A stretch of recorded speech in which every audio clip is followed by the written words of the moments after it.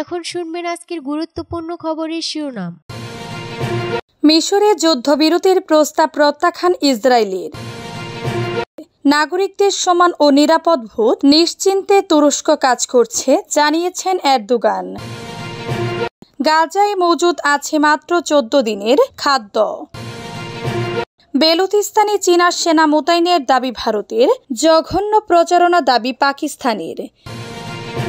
Greenland দখলে সিরিয়ায় যুক্তরাষ্ট্র জানিয়েছেন পুতিন। চীনা ব্যবসায়ীদের বাংলাদেশে বিনিয়োগের আহ্বান প্রধান উপদেষ্টার।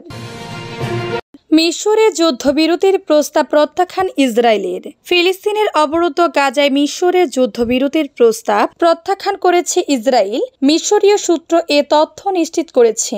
লন্ডন ভিত্তিক সংবাদ মাধ্যম আল আরাবিয়া আল জাদিদের বরাত দিয়ে এক প্রতিবেদনে এ তথ্য জানিয়েছে মাআন। বৃহস্পতিবার 27 মার্চ এক প্রতিবেদনে মিডল ইস্ট মনিটর বলেছে, চলতি বছরের জানুয়ারিতে শুরু হওয়া যুদ্ধবিরতি চুক্তি লঙ্ঘন করে ফিলিস্তিনের অবরুদ্ধ গাজায় হামলা চালায় ইসরায়েল। ইসরায়েলের আকশিকে হামলায় নিহত হয়েছেন 7 শতাধিক মানুষ।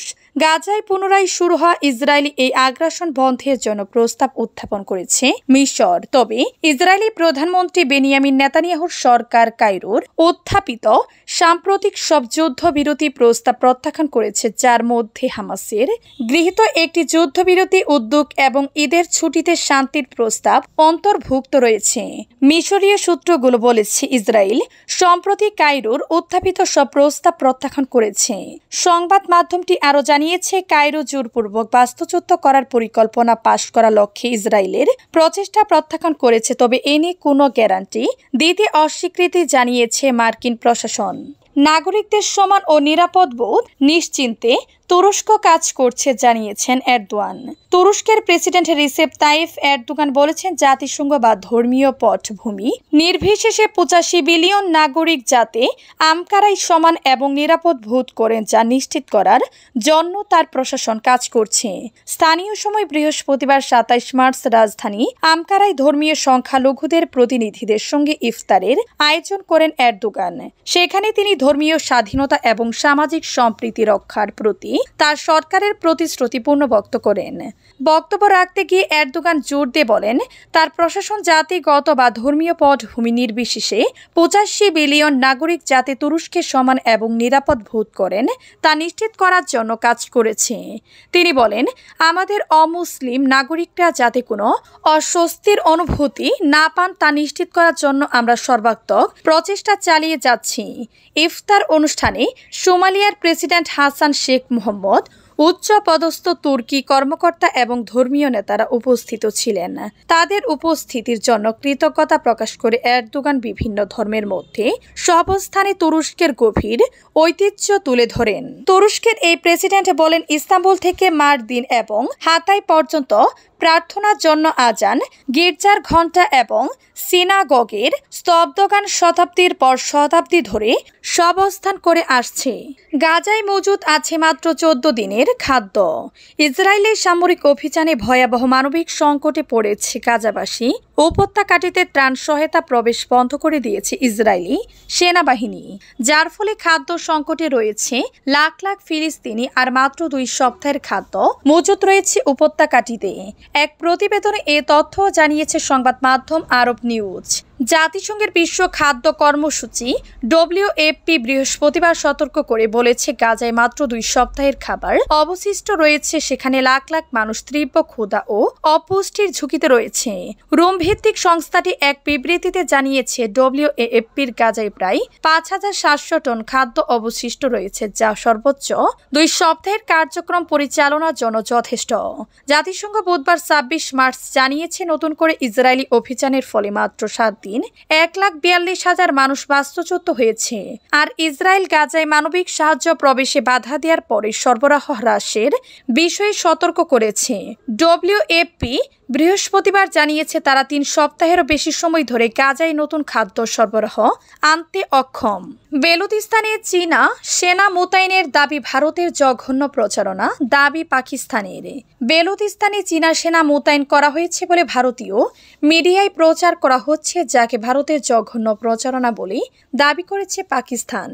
সম্প্রতি বেলুচিস্তানের জাফর এক্সপ্রেস ট্রেনে সন্ত্রাসী হামলায় ব্যর্থতার পর ভারত এবং তার গোয়েন্দা সংস্থার বেলুচিস্তানের শীর্ষস্থানীয় সন্ত্রাসী সংগঠন নিষিদ্ধ BLA কে সহায়তা করার জন্য আরেকটি জঘন্য প্রচারণা শুরু করেছে বলে দাবি পাকিস্তানের গণমাধ্যম শামা টিভি।